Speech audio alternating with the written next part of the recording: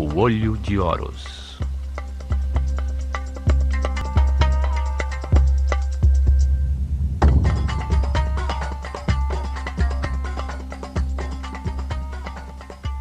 Terceira parte.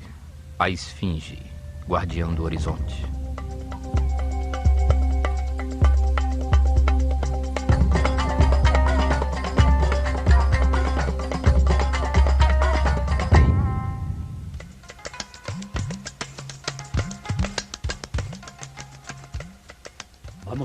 Vamos continuar a história da Escola de Mistérios do Olho de Horus, uma casta sacerdotal fechada que foi um verdadeiro poder no Egito.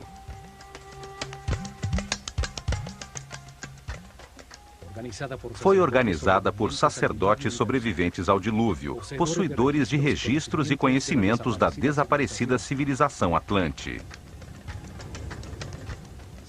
Seres muito evoluídos que viram o cataclismo como oportunidade de estruturar uma nova civilização dedicada ao aperfeiçoamento espiritual.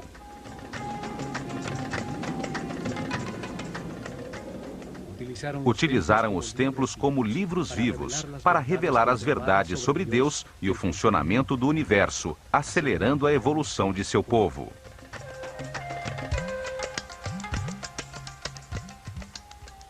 Nos templos, concentraram o conhecimento e a riqueza, transformando-os em polos impulsores do desenvolvimento da civilização egípcia. Ensinaram que o Espírito Eterno reencarna repetidamente como homem na Terra para viver um processo de aperfeiçoamento criado por Deus.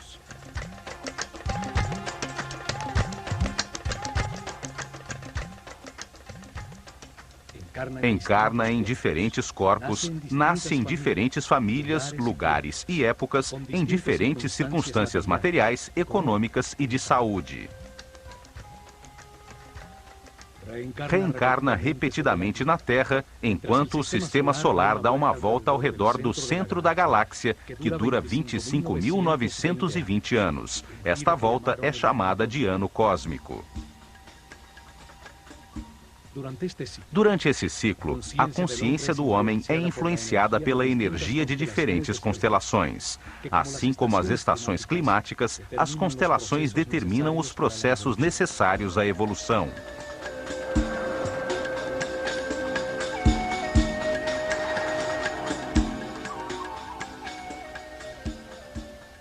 Os egípcios acreditavam que as estrelas que iluminam o dia do nascimento marcam o destino do homem e, em escala maior, o de toda a humanidade. Entendiam o destino como as dificuldades da vida, o que se deve experimentar para que se aprenda. Acreditavam que o homem chega à verdade comparando os extremos, num universo dual de contrastes de luz e escuridão. Ao exercer seu livre-arbítrio diante das circunstâncias que atravessa, o homem aprende com os resultados de suas decisões. É a angústia que permite entender a paz, o medo que ensina a harmonia, as consequências do ódio é que trazem a compreensão do amor. Assim, vida após vida, há um processo de aperfeiçoamento espiritual. O homem nasce cada vez mais sábio, respeitoso e tolerante, até o fim do ciclo, quando torna-se um super-homem imortal.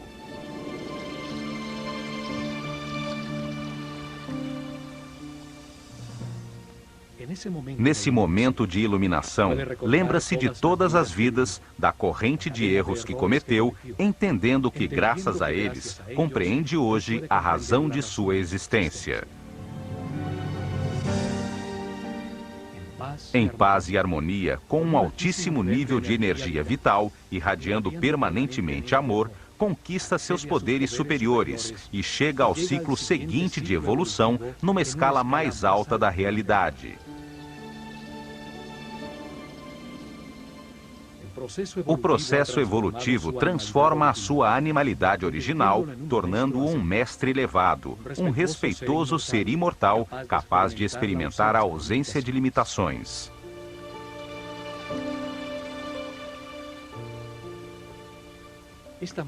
Esse modo de entender a vida proporcionou milhares de anos de paz e harmonia aos egípcios, desenvolvendo uma civilização exemplar.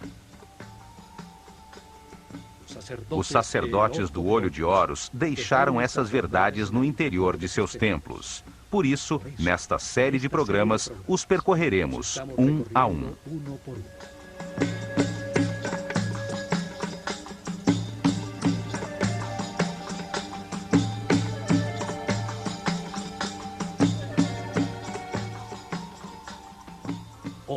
Hoje, como pesquisadores, vamos chegar até a planície de Gizé para entender a mensagem da Esfinge. Uma mensagem que nos chega através do tempo, pois esse monólito de pedra é uma marca indestrutível para os pesquisadores do futuro.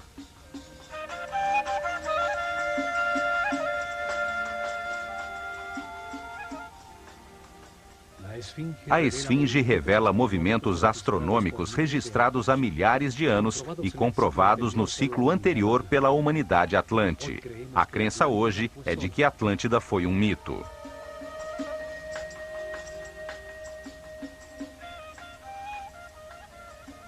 Lembremos que a história contada por Platão sobre o desaparecimento da Atlântida tem origem egípcia.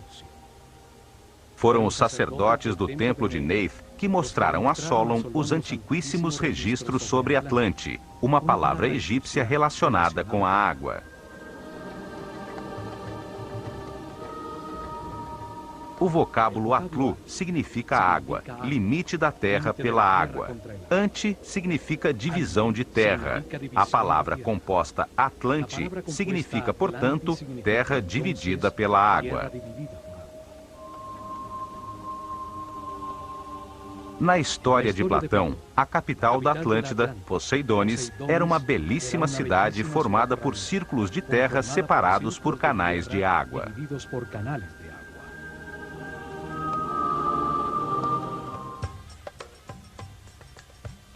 Para descobrir os segredos da Esfinge, analisemos sua forma simbólica, seu gigantesco tamanho em pedra monolítica, sua localização precisa e a direção de seu olhar. Vamos recriar os movimentos dos astros depois do dilúvio, as marcas de erosão pela chuva em seu corpo e o seu significado.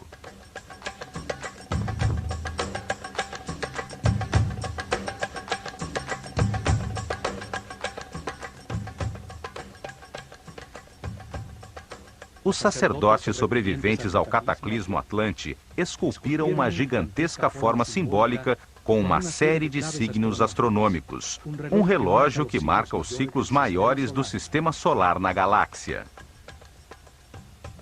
Analisaremos estes signos para entender que a Esfinge é o maior e mais antigo registro do tempo sobre o planeta. A primeira data marcada é a do Zep Tepi, o Tempo Novo, o momento em que se inicia o tempo zero da nova civilização depois do dilúvio.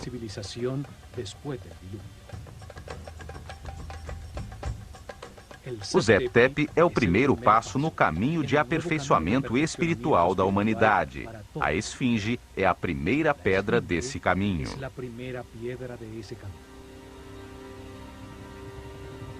A segunda data estabelecida é a do último cataclismo, que aconteceu há 13.000 anos. O dilúvio foi chamado universal porque aconteceu em todo o planeta simultaneamente. Não foi um fato restringido apenas ao Egito. Os sábios sacerdotes tinham registros anteriores de outros cataclismos. Um deles ocorreu no início da civilização Atlante, há aproximadamente 38.000 anos.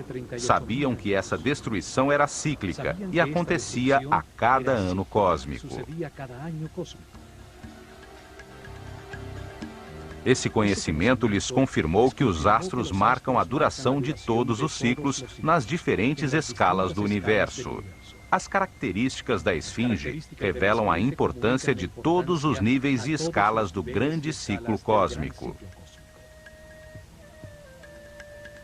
A volta do sistema solar ao redor do centro da galáxia determina a duração das estruturas físicas que sustentam a organização humana, pois a cada 25.920 anos acontece um cataclismo, dando lugar a uma nova forma de desenvolvimento, uma possibilidade diferente de organização.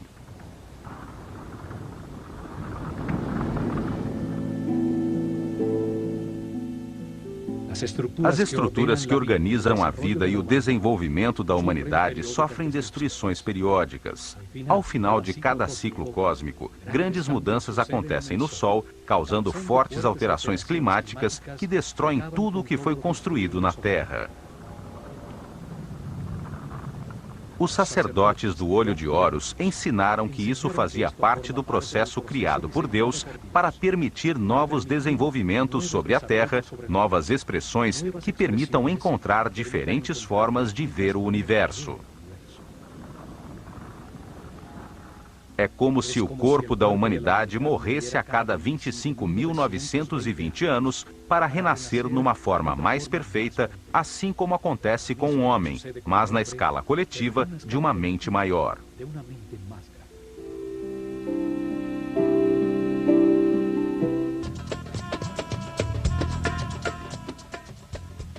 Na abóbada celeste sobre o Polo Norte, existem 6 constelações, conhecidas como constelações polares.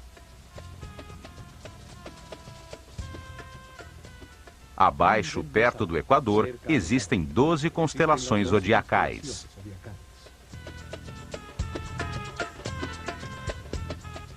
Se soubermos sobre qual das 6 constelações polares e das 12 constelações zodiacais está situada a Terra num determinado momento, poderemos estabelecer a data correspondente. O sistema solar dá voltas ao redor da galáxia sobre uma linha imaginária chamada eclíptica. Cada volta dura 25.920 anos, um ciclo eterno, chamado de ano cósmico pelos sacerdotes egípcios.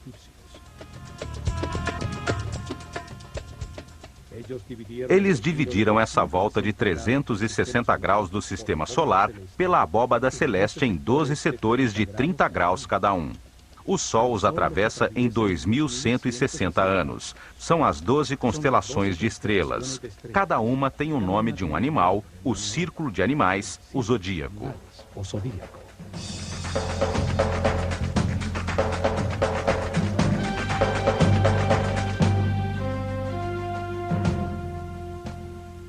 É durante essa volta que o planeta recebe as diferentes energias das 12 constelações ou signos zodiacais, que definem o destino do homem em cada reencarnação e as circunstâncias difíceis de aprendizado que deve viver.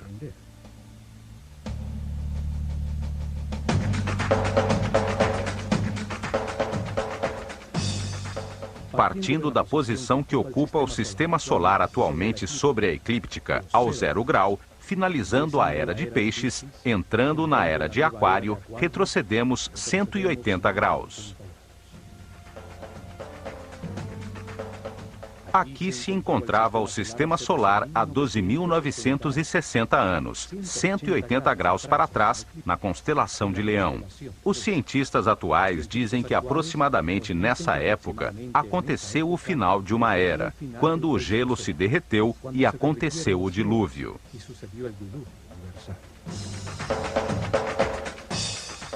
A forma da esfinge une os dois símbolos que representam a constelação zodiacal e a constelação polar nos céus, o leão e o homem, dando uma precisa marcação do tempo.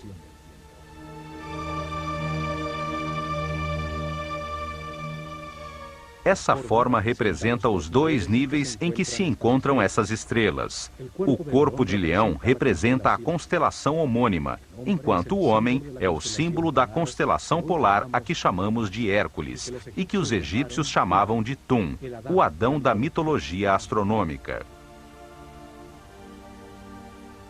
O movimento combinado nestes dois planos celestiais foi chamado de par e passo, as duas constelações pelas quais passa a Terra em seu percurso pela galáxia, na chamada precessão dos equinócios.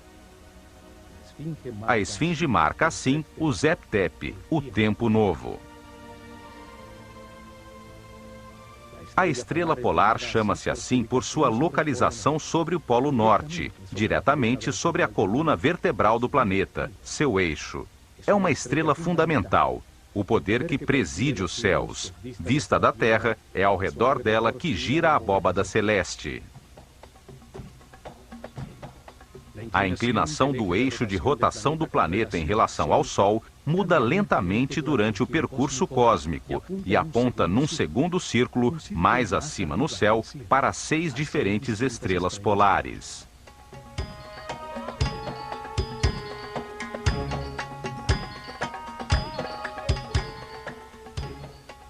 Os conhecimentos astronômicos egípcios, os registros herdados, permitiram-lhes saber que, ao dividir em segmentos de 60 graus este segundo círculo superior, se veria que o eixo da Terra aponta em direção a uma diferente estrela polar a aproximadamente cada 4.320 anos. 6 constelações contêm as estrelas polares, as que se localizam exatamente sobre o polo norte da Terra, a cada 60 graus de seu percurso pelo grande ano cósmico. São chamadas as constelações polares.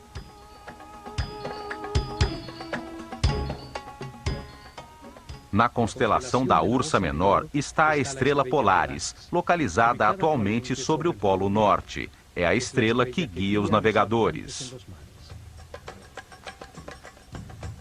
Há 4.320 anos, a estrela polar era Alfa Draconis, situada na constelação de Draco, o dragão.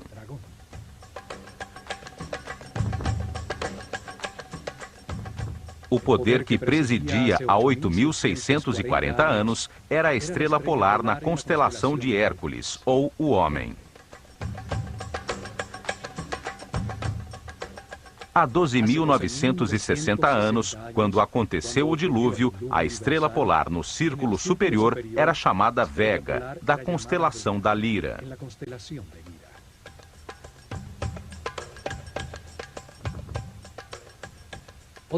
E 60 graus antes, ou há 17.280 anos, brilhava sobre o Polo Norte a estrela Deneb, na constelação de Signos, o Cisne.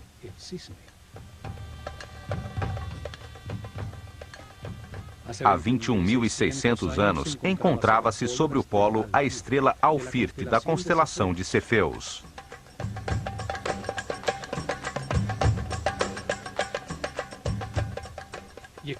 E exatamente há 25.920 anos, ou uma volta completa do chamado ano cósmico, a estrela Polaris, da Ursa Menor, brilhava sobre o polo, como atualmente. Estas duas séries de constelações afetam continuamente o homem, tanto as 6 do Círculo Alto Polar, quanto as 12 do Círculo Baixo do Zodíaco. Ambas giram sobre um eixo polar virtual, situado no centro da galáxia, o eixo da coroa.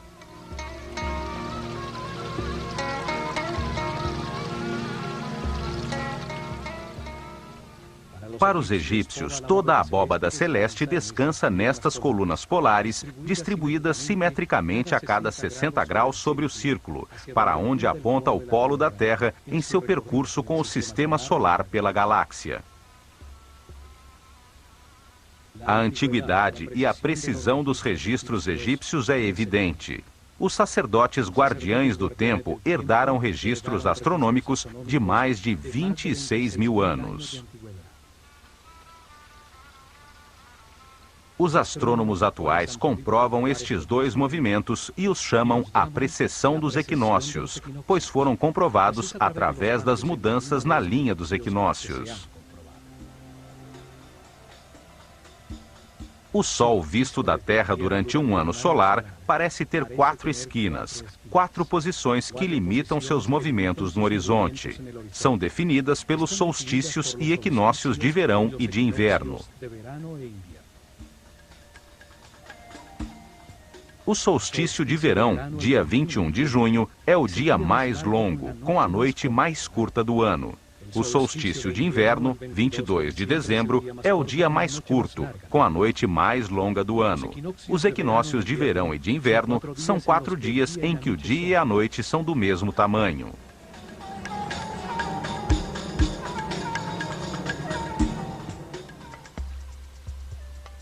Na latitude de Gizé, o Sol nasce em frente à esfinge nos equinócios, a 28 graus a nordeste no solstício de inverno e 28 graus a sudeste no solstício de verão.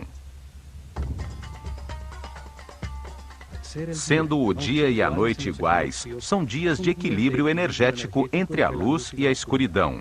Dias em que se abrem as portas dimensionais de espaço e tempo, sendo por isso importantes em todas as culturas da Terra. A cada ano, a linha imaginária que une os dois equinócios muda ligeiramente de inclinação com relação ao Sol. A cada 72 anos, 1 grau. A cada 2.160 anos, 30 graus. E a cada 25.920 anos, muda 360 graus.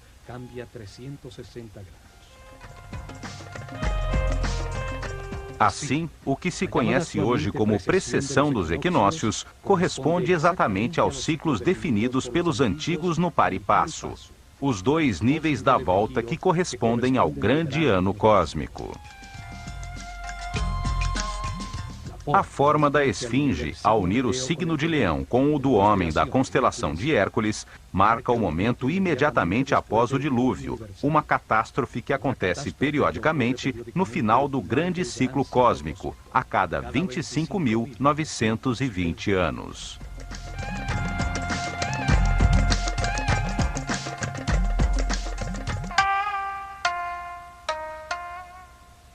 A esfinge é a maior escultura da Terra. Seu imenso corpo foi esculpido numa só rocha para permanecer incólume através dos séculos.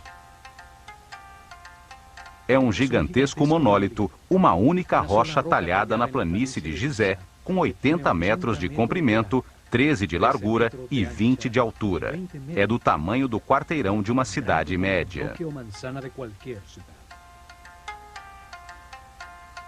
Para dar forma ao seu corpo, cortaram e retiraram a pedra em enormes blocos, que usaram depois para construir em frente a ela 2 templos maciços.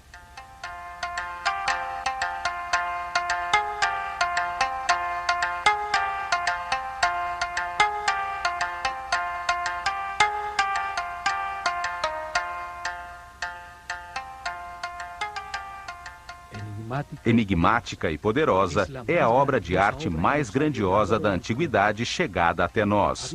Viu nascer, mudar e desaparecer várias culturas ao seu redor.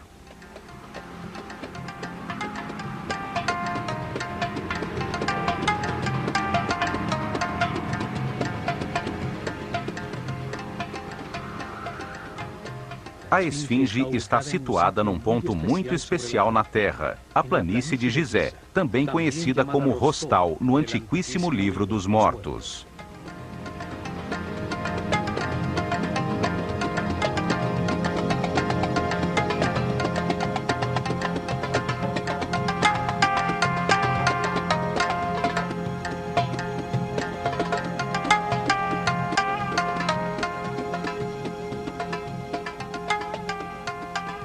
Seu corpo de leão descansa sobre a linha paralela ao norte do Equador, aos 30 graus de latitude, e quase exatamente sobre o meridiano que passa a 30 graus de longitude entre os polos norte e sul. 30 graus de latitude, 30 graus de longitude, sobre um dos pontos diamagnéticos do planeta. Hoje se sabe que ao redor da Terra, sobre os paralelos de 30 graus norte e sul de latitude, e a distâncias harmoniosas, regulares e equidistantes, passa a rede eletromagnética do planeta.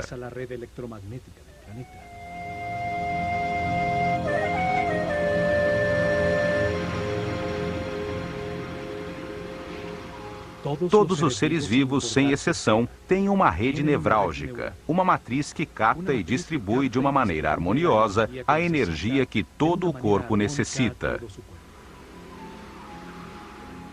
A Terra está rodeada por essa rede geometricamente pura, de linhas equidistantes, baseadas em poliedros regulares, por onde passa a energia que a mantém viva.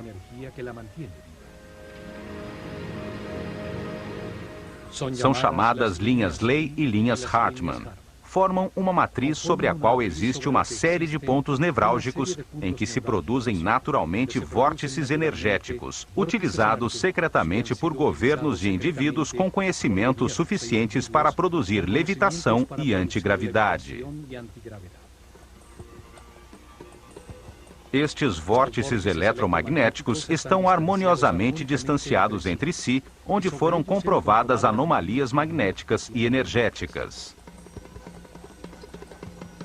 O Triângulo das Bermudas, do Dragão e do Diabo, onde ocorreram desaparecimentos misteriosos, são pontos diamagnéticos reconhecidos. Em outros, estão estrategicamente localizadas pirâmides de diferentes culturas ou bases militares de várias potências.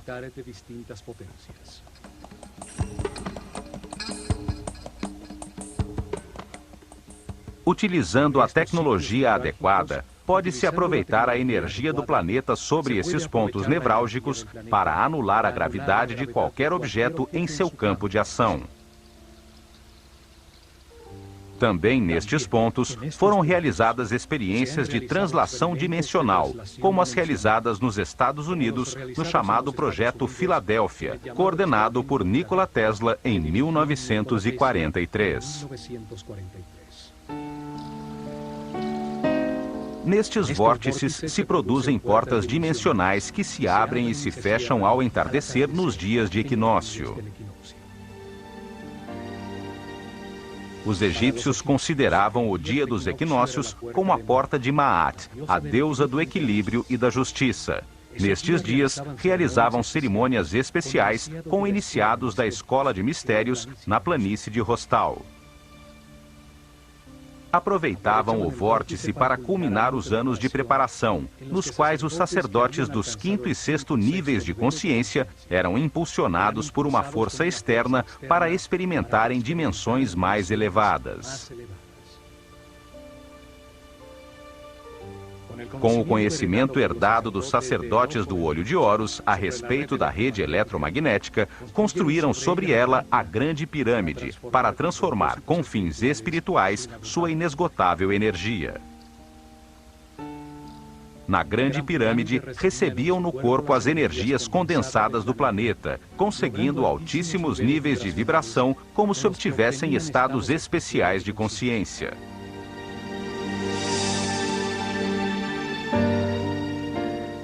A Grande Pirâmide foi chamada de Arca de Har-Mako e foi construída sobre um vórtice eletromagnético para ser usada no dia do equinócio, quando os domínios da luz e da escuridão estão equilibrados pela deusa Maat.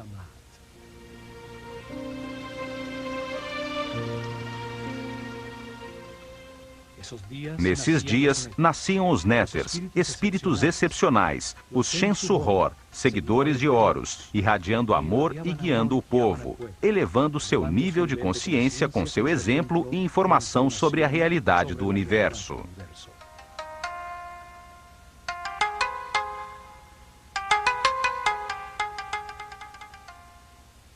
No Livro dos Mortos, na 5ª divisão, chamada Rostal, aparece uma forma piramidal protegida em sua base por 2 esfinges com forma de leão, que, olhando o sol em cada equinócio, protegem a entrada do reino de Sokar.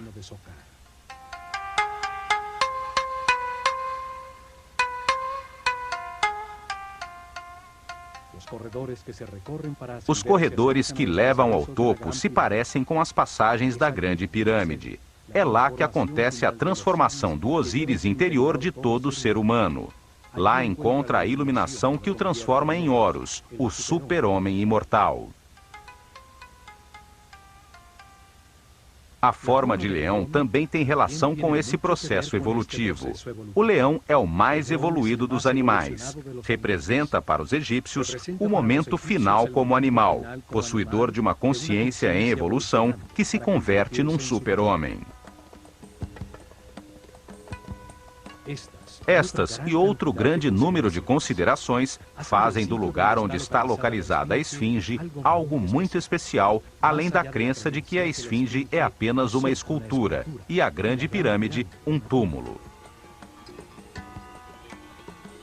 Duas razões deram lugar à crença de que o faraó Quefren, que reinou do ano 2520 a 2494 a.C., foi quem ordenou que a esfinge fosse talhada num só bloco de pedra.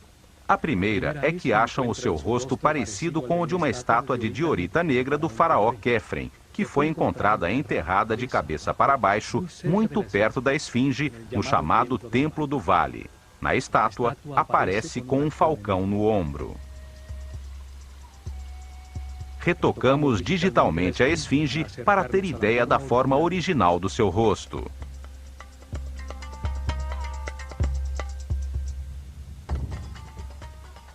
Achamos que as duas feições são muito diferentes das de Quefren.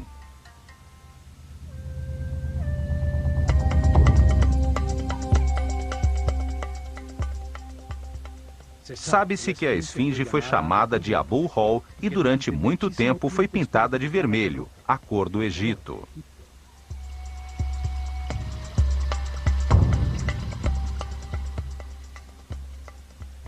O tempo levou embora o peitoral de pedras semi-preciosas, o simbólico enfeite do queixo, as cores de seu elegante turbante e todas as pedras polidas de granito branco da pirâmide de Quefren. A segunda razão é que entre os braços da esfinge encontrou-se uma lápide talhada na pedra que em sua 13ª linha tem escrita a sílaba Kef. Isso serviu como prova para que os egiptólogos tradicionais atribuíssem a sua construção a Quefren.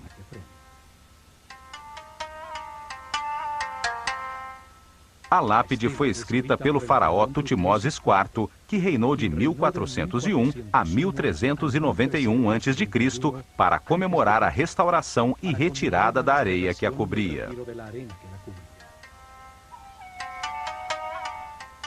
Ali se afirma que a esfinge é a personificação de um grande poder mágico que existe neste lugar desde o início dos tempos, o Zep-Tepi. Seu texto narra que, sendo Tutmoses IV muito jovem, viu num sonho o rosto da esfinge, dizendo-lhe que o tornaria faraó se a livrasse da areia que a cobria até o pescoço.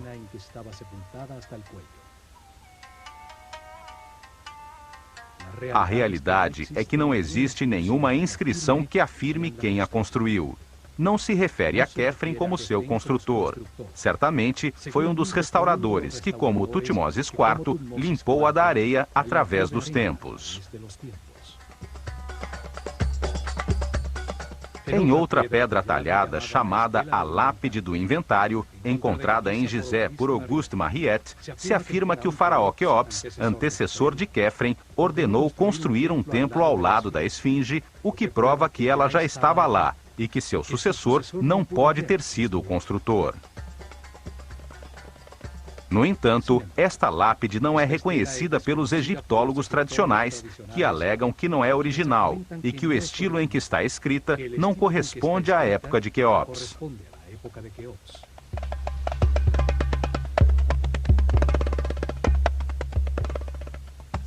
A realidade é que a esfinge permaneceu sepultada na areia por milhares de anos. Várias vezes, governantes benévolos ordenaram limpá-la, ficando descoberta durante algum tempo, para logo voltar a cair no esquecimento.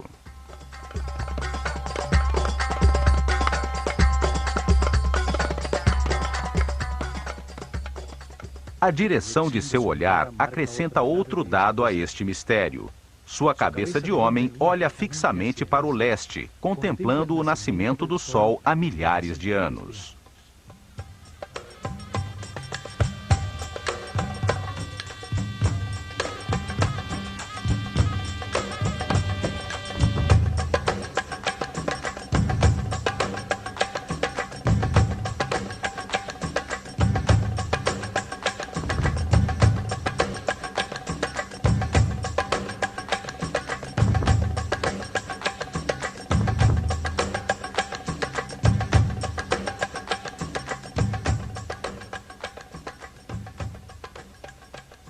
Seu olhar marca intencional e precisamente o ponto no horizonte onde nasce o sol nos equinócios, o verdadeiro leste, o ponto de cruzamento dimensional. A linha imaginária que, passando pelo Sol, une o equinócio de verão e o de inverno, é utilizada atualmente para medir, com a variação de seu ângulo, o grande ano cósmico, a precessão dos equinócios. Seu ângulo muda 1 grau a cada 72 anos. Move-se 30 graus em 2.160 anos, 360 graus em 25.920 anos. É a marca do ano cósmico, o ciclo que determina as reencarnações do homem e a chegada dos cataclismos periódicos.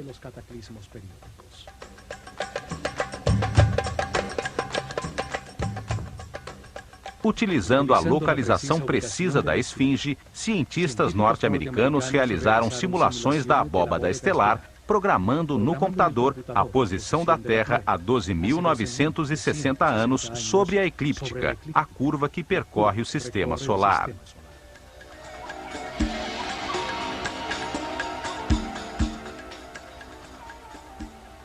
Ficou confirmado que, nesse momento, no ponto exato para onde a esfinge olha, o ponto no horizonte situado ao leste verdadeiro, aos 30 graus de latitude, surgiam todas as noites as estrelas da constelação de Leão. A esfinge olhava no horizonte à sua frente as estrelas do signo zodiacal de Leão, a constelação que atravessava o sistema solar naquele momento, confirmando a mensagem do tempo, de sua forma simbólica e de sua localização exata. Nesse mesmo momento, a 90 graus sobre o mesmo horizonte, mas olhando em direção ao sul, situava-se a constelação de Órion, 9 graus sobre a linha do meridiano norte-sul. Enquanto a estrela Sírio, a mais importante para os egípcios, pois a sua aparição anunciava a enchente do Nilo, se situava ao nível do chão, 14 graus à esquerda do meridiano.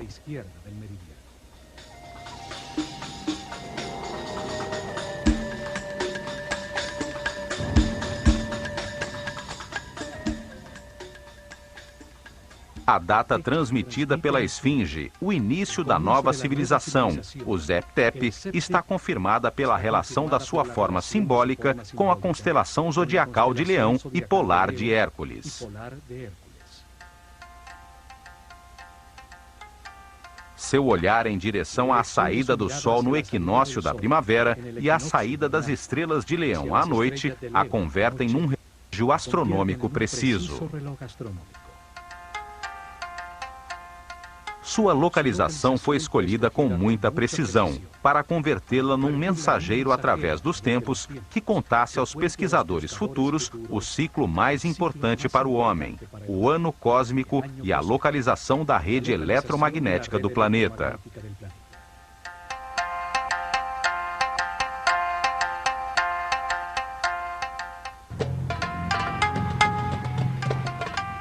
Outro elemento na esfinge também confirma o Zep-Tep, o momento de sua construção. Trata-se de uma prova de origem geológica e climática. Em 1960, o matemático francês René Schwaller de Lubix afirmou que o corpo leonino da esfinge apresenta sinais de erosão provocada pela chuva.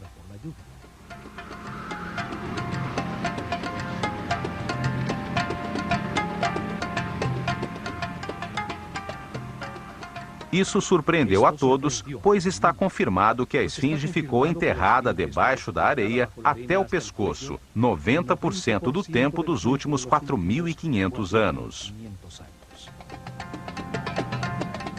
Desde 2500 a.C., a data tradicionalmente aceita de sua construção pelo faraó Quefren, apenas poucas vezes, alguns governantes benévolos se preocuparam em restaurá-la e retirar a areia de sua superfície. Uma dessas últimas limpezas foi realizada por Napoleão quando esteve no Egito. Como é possível, então, que seu corpo apresente sinais de erosão devido à chuva?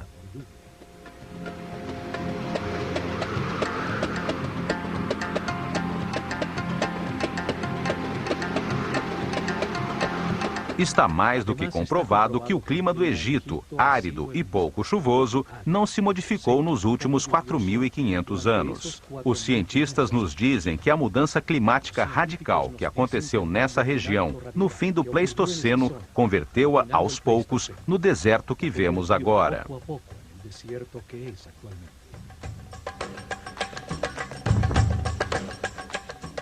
Isso quer dizer que a chuva que causou a erosão da esfinge só pode ter acontecido entre o ano 10.960 a.C. e o ano 5.000 a.C., quando a planície de Gizé converteu-se no areal que a sepultou até o pescoço e a protegeu do clima ao seu redor.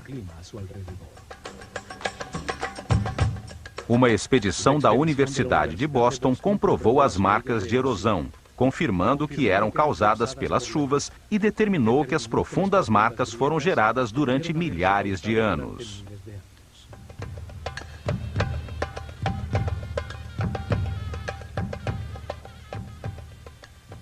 Isso confirma a antiguidade da esfinge e centra a atenção sobre a polêmica que existe entre os egiptólogos tradicionais, que não chegaram a um acordo sobre quando, de fato, começou essa civilização.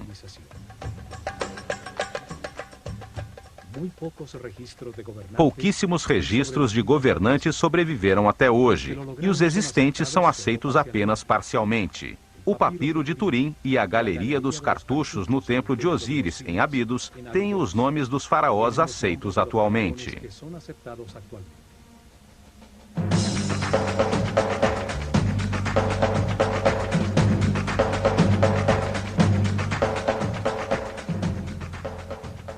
Desde o primeiro faraó, o lendário rei Menés, que aparece na tabuleta de Narmer, a quem se atribui a unificação do Egito ao redor do ano 3000 a.C., dando início à primeira dinastia da história oficialmente aceita.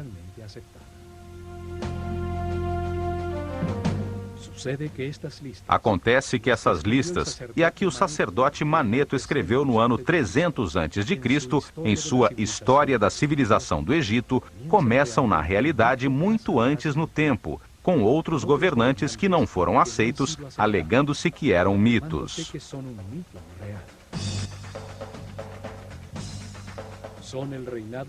São o reinado de Shem-Suor, seguidores de Horus, os divinos ancestrais, seres iluminados que teriam governado o Egito durante 13.900 anos. Depois, o reinado dos Aku, os sábios, outros governantes excepcionais, cujo reinado, segundo essas listas, durou 11.000 anos antes de começar o reinado dos faraós, que durou 30 dinastias. Isso quer dizer que a civilização existiu no Egito ainda antes do dilúvio, durante o ciclo anterior a que chamamos Atlante, e que no Zep-Tep um novo ciclo recomeçou a partir dos conhecimentos herdados.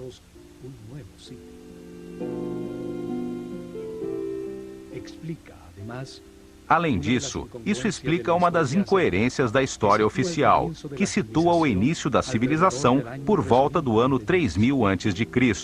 Ninguém entende como as ciências, a arte, as técnicas de arquitetura e a escrita de hieroglifos aparecem nessa data totalmente desenvolvidas, com realizações iniciais nunca ultrapassados posteriormente.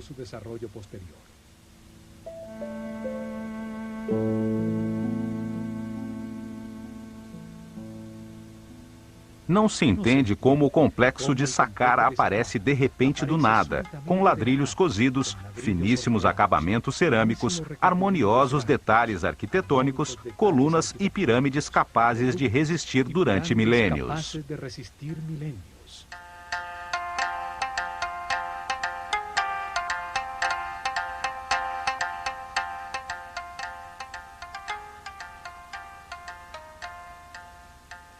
É como se a nossa atual civilização tivesse construído o ônibus espacial sem ter desenvolvido nunca os aviões de lona, os DC-3 e os voos Gemini que levaram o homem à Lua. É evidente que a civilização egípcia herdou conhecimentos do ciclo anterior Atlante e que foi guiada em seus primórdios por uma casta sacerdotal de seres muito evoluídos espiritualmente, como afirmam as listas de governantes que chegaram até nós.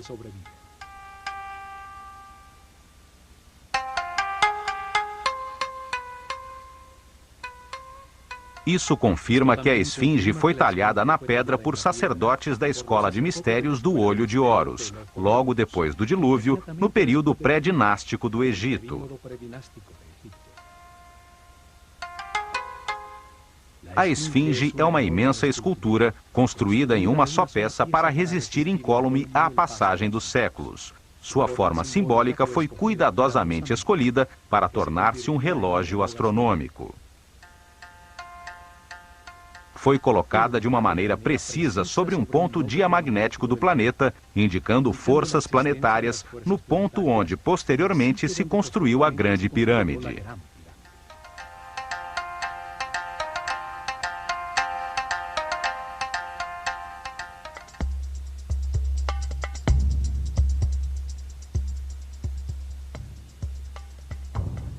Seu olhar dirigido ao ponto preciso no horizonte onde surge o Sol no dia do equinócio indica a importância da porta de Maat, a entrada ao reino de Sokar, o momento onde o dia e a noite têm a mesma duração.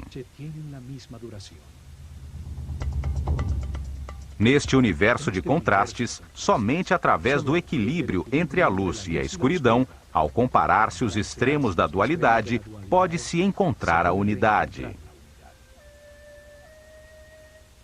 Consegue-se essa compreensão através da experimentação dos resultados das decisões tomadas ao longo de muitas reencarnações, encontrando o caminho do respeito e tolerância que conduz à paz e à harmonia. Esta mensagem é transmitida em todos os templos da civilização egípcia. O caminho do aperfeiçoamento através da reencarnação para chegar à iluminação era a sua crença fundamental. A esfinge confirma também a antiguidade da civilização egípcia, o momento do novo começo, do Zep-Tep, há 12.900 anos, quando as estrelas da constelação de Leão brilhavam sobre ela.